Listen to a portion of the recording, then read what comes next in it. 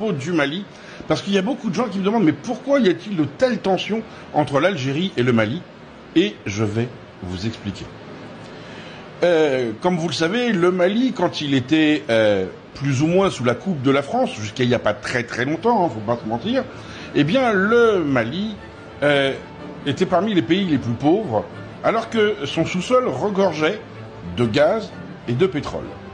Et on s'aperçoit que dans la zone de Kidal, qui était contrôlée par la France depuis très longtemps, où il y avait également les terroristes, et que les terroristes avaient comme but d'empêcher les Maliens d'approcher, alors terroristes, ils n'ont de terroristes que le nom, on vient de s'apercevoir de quelque chose, et c'est les Maliens qui s'en sont aperçus après le départ des Français, donc on va être très clair, la France joue un rôle majeur dedans, eh bien on s'aperçoit que les puits de pétrole ont été creusés, des gisements de gaz ont été exploités par l'Algérie avec des pipelines et des gazoducs allant de la région de Kidal vers l'Algérie, où ils se reliaient au réseau algérien pour alimenter leurs clients avec du pétrole qui ne leur appartenait pas.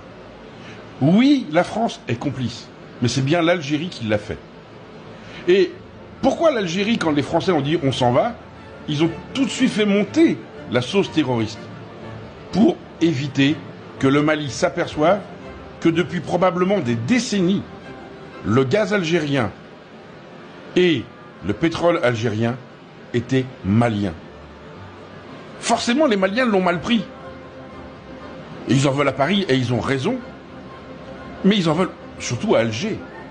Alger, ce pays qui se dit indépendant, a profité que la France lui a offert de voler le Mali. Alors quand l'Algérie parle d'Union africaine, faites-nous confiance, où est la confiance? D'ailleurs, pourquoi l'Algérie veut que le Polisario prenne dans le Sahara, prenne le Sahara marocain? Pour les mêmes raisons. Pourquoi l'Algérie finance les terroristes maliens? Pour reprendre le pétrole. La raison, elle est là. L'Algérie vole depuis 1962 le pétrole et le gaz malien. Alors, les Maliens sont tout à fait conscients qu'il n'y aura jamais un paiement de la part de l'Algérie. Par contre, maintenant, l'Algérie, les vannes sont coupées. Et d'après certains experts, alors ce sont des experts, moi je ne suis pas spécialiste, la capacité de production pétrolière et gazière de l'Algérie vient de chuter de 76%. Et ce serait une des raisons pour lesquelles les BRICS ont dit « Stop, on ne veut pas de vous. Vos richesses ne sont pas les vôtres, ce sont celles du Mali. » Et comment ils le savaient, les BRICS? Parce que Wagner était au Mali. Et que Wagner s'est aperçu de tout ça. Et où est-ce que les Russes ont tout de suite été chasser les terroristes? Et ils se sont aperçus qu'ils avaient des uniformes algériens autour de Kidal, là où il y a des puits de pétrole et des systèmes d'extraction gazier. Donc vous voyez, en fait, ce pays qui se dit sauveur de la liberté, ce pays qui se dit sauveur du monde libre, est juste un petit voleur. C'est un petit pays qui se sert de son ancienne colonie pour obtenir des privilèges. C'est pour ça que l'Algérie est fâchée contre la France, puisque la France ne veut pas dire que le Polisario est légitime propriétaire du Sahara.